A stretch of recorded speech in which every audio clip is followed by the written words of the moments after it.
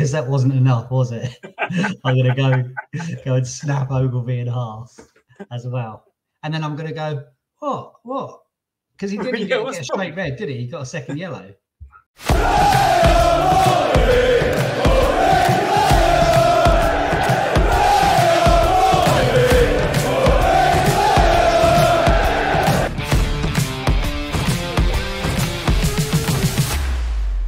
Here we go. Welcome to the Pompey Pod with Mike and Dan. And this week we are looking at the Luton Town game, which happened at Fratton Park this weekend.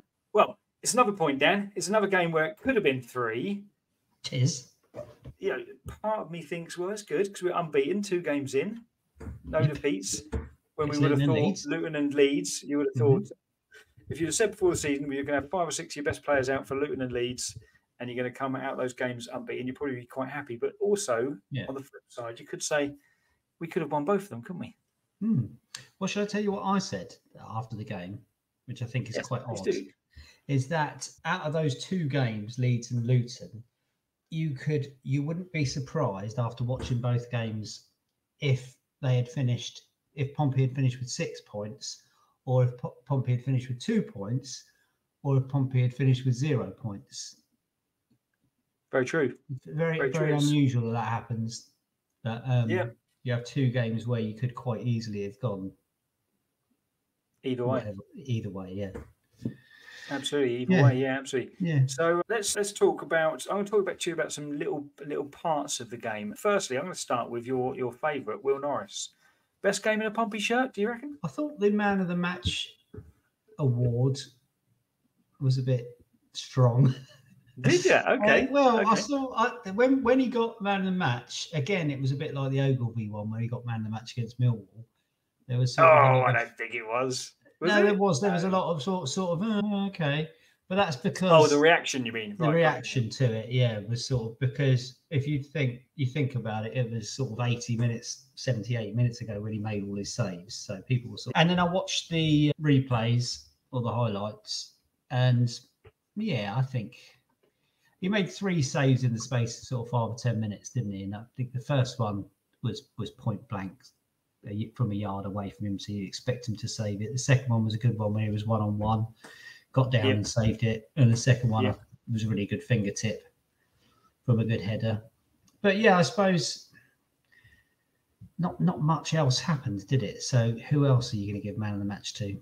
I think he did. He also did his little trademark dummy one of their players. Oh yeah, he did do that. Yeah, is that that's worthy of Man of the Match in your book? If a keeper does it once in a game, if a keeper does it once in a game, then that's people love it. No, I thought I thought you're right with the first one, but I thought the second 2 saves were very good. The one with against Morris was very good. Yeah, didn't go down too early or anything, but was quick. Mainly was quick out. Third one, really good save. I thought the third one really good. Yeah. Not quite. Jordan Cross of the News said it was Gordon Banks-esque. I'm not quite going with that, to be fair. No. Why does it always look better when they tip it onto the woodwork though? It's like a goal, isn't it? If it goes in off the woodwork, it always looks better than if it goes straight in. You bang it against the bar and it just gives that extra dynamism, doesn't it? Yeah. No, but it was a good save. And I think probably the right to give him Man of the Match. I don't think there was anyone else that. Well, actually, there is someone else but I'll come to that in a minute. No. Okay. Well, next question from me then is our keeper. Obviously, apparently Man of the Match, maybe just debatable, but their keeper, who I mentioned when we did the Luton Town podcast, I mentioned he was kind of one of their outstanding performers. Yeah, he was atrocious, wasn't he? What was he playing? It was just stupid, wasn't it? Because before he got the first yellow card, the referee had already spoken to him and the defender about taking too long over the goal kick. And the defender was sort of he was passing it to the defender. Then the defender was rolling it with his hand back to the keeper. And then everyone's kicking off in the crowd. And the referee warned him a few times, said, get a move on. And then they took the goal kick. And then he did it again a minute later, didn't he? And I just thought, one, how many times do you have to be told? 2, why are you time wasting at 20 minutes, at half an hour in a game where you're drawing 0-0 and you're the favourite to win the game. I don't quite and they're probably slightly better at that stage as well, weren't they? It was quite even, but certainly chances-wise, they'd had the better chances at that stage. Yeah. But very strange the fact that he came so far out from what was a bit of a punt, and there's plenty of defenders around. It didn't seem to be any need for him to be that far out, was there? No. So again, I saw that the day after. I saw that on the highlights, and I don't quite know what he's doing. Why he's coming out, like you say, why he's coming out that far. He catches lane. I thought the lane, when I first saw it at the game, I thought the lane one was bad. I thought the lane one was worse, but I think sort of Lane made a meal of it anyway. But he did catch him. But then, because that wasn't enough, was it? I'm going to go and snap Ogilvy in half as well. And then I'm going to go, what? Because he didn't get a straight red, did he? He got a second yellow. So it was borderline straight red, I think, wasn't it? How he could complain, I don't know. He didn't complain for too long, did he? No. I think even their manager said something about it, didn't he? I think somebody said. Well, I think the manager moaned about him getting the yellow card in the first place. But even so, I think had he not got the yellow, the ref could potentially have just sent him straight off for that, couldn't he? Because it was 2 incidents in a matter of seconds. Yeah. I think that's just one of those. You could argue that Ogilvy could have just, had he not been charged down recklessly by the goalkeeper, could have potentially had a free shot at goal, couldn't he? Yeah. I don't quite know how you. I think even as a manager, surely you've just got to go, hold your hands up and say, yeah, it's 2 stupid bookings. I'd be more annoyed with the first one myself. At least if the second one is trying to stop something from happening. If you're getting a yellow card half an hour in for time wasting, I just think that's stupid, isn't it? Yeah. It kind of made me think, when he got the yellow card for time wasting, it made me think of the Millwall game where obviously their keeper got the yellow card about 70 minutes in, didn't he? Mm-hmm. And we were kind of mentioning about how it's kind of a bit pointless because you're not going to give the keeper a second yellow for the same thing, are you? So I thought, there you go, there's his yellow card. He'll probably still continue doing it, but he's not going to give him another yellow. Mm-hmm. And then 4 or 5 minutes later, it's like, okay, all right, now fair enough, he did get the yellow. Now it's At that point, did you think we would go on and win the game? Because I thought we were playing okay at that stage. I thought we were doing all right. I thought we'd sort of same as Leeds, wasn't it? Sort of weathered the early storm, the early 10, 15 minutes. And then, I thought we took control of the game again without creating too much. I was hoping that we'd score before half time. I just thought the longer it went on, the easier it would be for Luton. We had a couple of half chances, didn't we? The half chances. Yeah, I thought Lane should have done. He should have done much better. Again, I saw that on the replay, and I don't know why he didn't take a touch. Surely he must be being told. Yeah, just tell him he's got time there. I think he could have taken it down. What did you think of the? I haven't seen a replay actually since the day, but the Shocknessy incident, which hasn't been talked about much, but at the time I thought it was a penalty. Yeah, again, we're over the other side, so it's difficult for us to see. But the reaction from the players, and then seeing the replay, I think he definitely got. He went through the back of him, didn't he? Or tried to wrap his foot around him and took him down. So I just think it's an easy one for the ref not to give, isn't it? You've just sent off their keeper, so we can't give a penalty straight away. Can't expect him to stick with the rules. Kind of 2 or 3 minutes later. No, that's it. It's weird, isn't it? That it's like that. That's the way it goes, isn't it? Yeah. And that reminds me actually of where you're saying. Just very. Sorry, go on. So, I thought Pack got booked then because he was stood right next to Pack and he held up the yellow card. But he was giving it to Shocknessy as he ran away. And I thought Pack got booked, and then Pack did that dirty challenge about 10 minutes later. Yeah. And I thought he was off, but luckily he could have been off as well, though, couldn't he? Because he did do a borderline yellow about, what was it, just into the second half? I think it was just into the second half, where he kind of miscontrolled it, got closed down really quickly, and then just kind of grabbed the player. And again, had he not already been booked, I think he probably would have been booked for that. So possibly, away of it a little bit with that one, didn't we? I thought Pack was good again, though, didn't you? Yeah, I thought he was one of our better players. I think. Are we doing scores? Because I think I'm prepared, any, but okay. Yeah, most of the. I think he was one of the 2 or 3 that were. Most of them were sort of average. Him, and a couple of others were standouts. I think.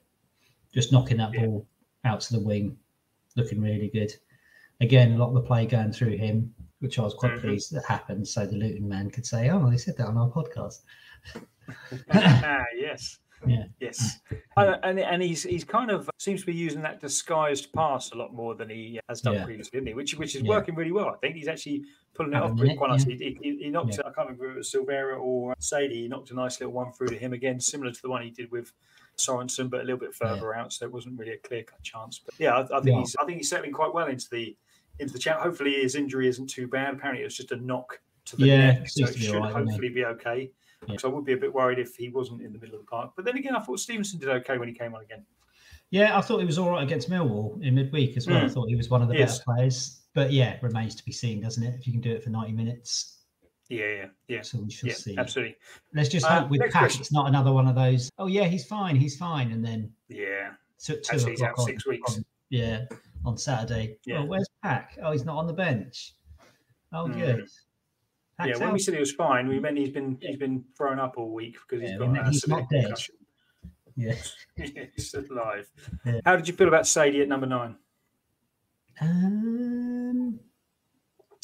Honestly. Yeah, I would say, we need more. We need more up there, don't we? Sadie's, I mean, I think everyone says it, or most people say it, he's an impact player, he's an impact sub.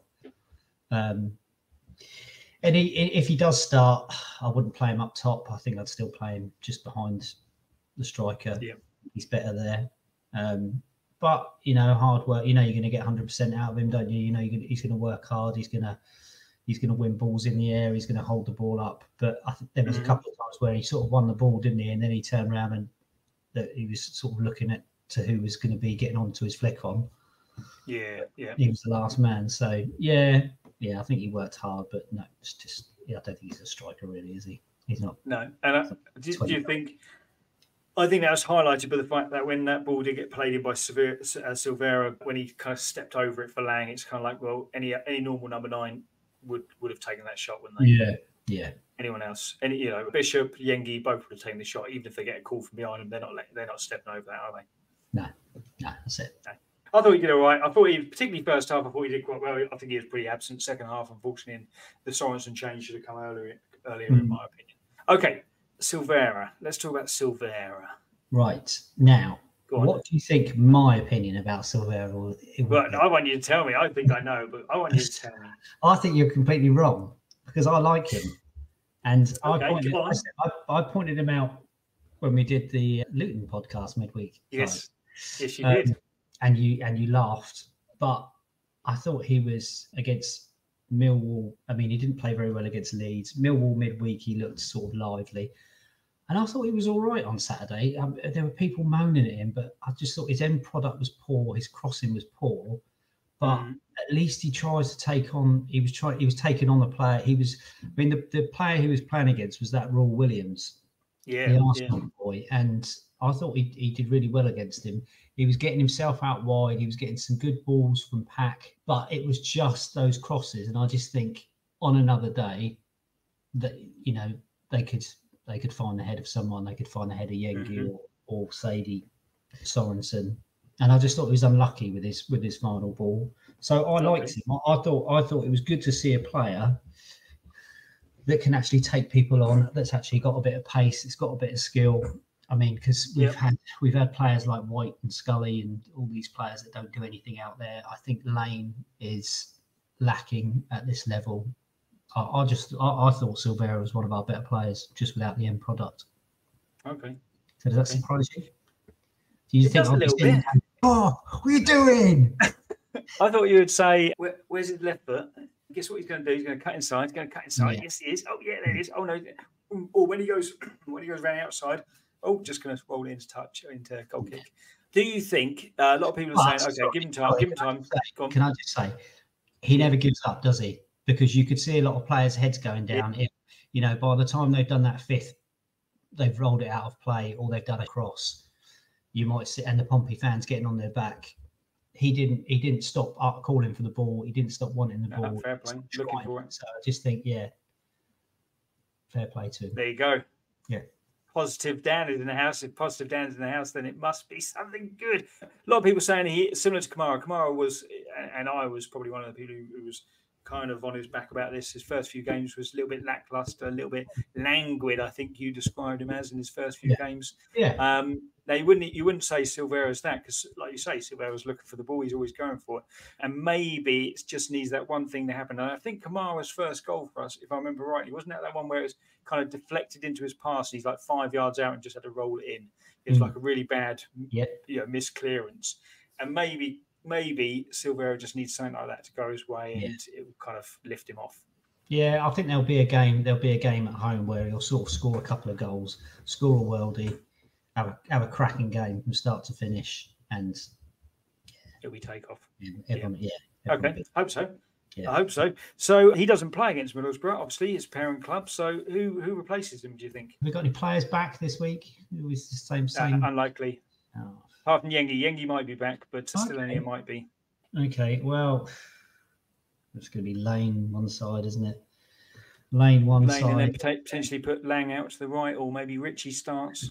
Yeah, that's the other one, isn't it? Richie starting. Whether that will happen, I don't know. Okay. Sparks? What about Sparks? He's got no. He actually went off injured for Peterborough the other day. Oh, did he? After half an hour, yeah. So hopefully he's all right. Okay, well, I don't know. I think I've been quite impressed with Lang actually so far. I thought he had a fairly timid end to the season, but I thought he started this season very, as we say, he is a walking yellow card. But I think he started quite well this season. Actually, he looks up for it. He's actually got a little bit of quality about him, I think, so far. I wouldn't mind seeing him pushed out wide and maybe put Sadie from the start with Lane on the left. I personally think Lane's better on the left myself. Mm-hmm. He hasn't done much on the right so far. No, I've not been overly impressed with Lane, to be honest. But could possibly do that. I would like to see. I just really like to see us at full strength. All these players come back in. It's not too far away now. Paul is back in training, so that's good news. Yengi, like I say, could be fit. Murphy only a couple of weeks away apparently, so it'd be nice to actually see. I think we've done all right with a patched up squad so far, haven't we? So What about and the other good news is what Farrell? Oh, I think he's close as well. I think he's back in training. I'm not 100% sure on that, but I think he's a couple of weeks away as well. But he's Police Academy. Yeah, be good. Say again. He's Police Academy 3. Yeah, Police Academy 3. Back in training. All right. And other good news is obviously Colby Bishop had his op, which apparently was very successful. So he's back home and recuperating. Obviously, it's unlikely we're going to see him this season. If it is, it's going to be the tail end of the season. But good news for Colby. It's all gone well, so that's all good. Okay, so overall, we're happy with 2 points from 2 games. I think we'd have taken it from the start, wouldn't we? Yeah. It's just I just hope that it doesn't come back to bite us. Those the game, when we're playing 10 men at home against Luton, getting that goal so late against Leeds. I hope not. I think we'll be all right. I think if we continue with the fight, and clearly there's a difference in quality. Luton, at times were playing some lovely football, weren't they? But I thought we played okay. I thought we actually played better than we did against Leeds, but maybe the opposition weren't as good. Luton apparently had a few players out as well, but I thought we kind of controlled the midfield after that first 10 minutes or so. For most of it, they seemed to, obviously when they went down to 10 men, they seemed to play a bit more direct. But the other thing I'd say, actually, Shocknessy, I thought had a good game. Controlled their big centre forward well, didn't he? Yeah, I thought he did. Yeah, bringing the ball out when he needed to. It was, I thought he was all right. I thought he was good. And the other one saying about midfield, I thought Dazelle does a lot of that. Yes, a lot of the rubbish work, doesn't he? A lot of the morale. Yeah, I thought he is pretty decent actually at the weekend. I thought he did a lot of unsung sort of work. There was one where he chased down in the right back position. I think Williams had gone forward and they'd kind of broken away down the left, and Dazelle was the player running back and actually end up winning a goal kick out because he kind of played it against kind of double rebounded back off him. Yeah. But I thought just the fact that he tracked him was good. Very good. All right, so 2 points for the opening 2 games. A high-scoring draw against Leeds, a 0-0 against Luton. Next up is Middlesbrough. We'll be back later in the week for our Middlesbrough preview. But for now, don't forget, like, subscribe, get involved with the Pompey Podcast. Follow us on Facebook, Twitter, and YouTube. It's all at Pompey Pod. We'll be back later in the week, as I've already said. But for now, it's goodbye.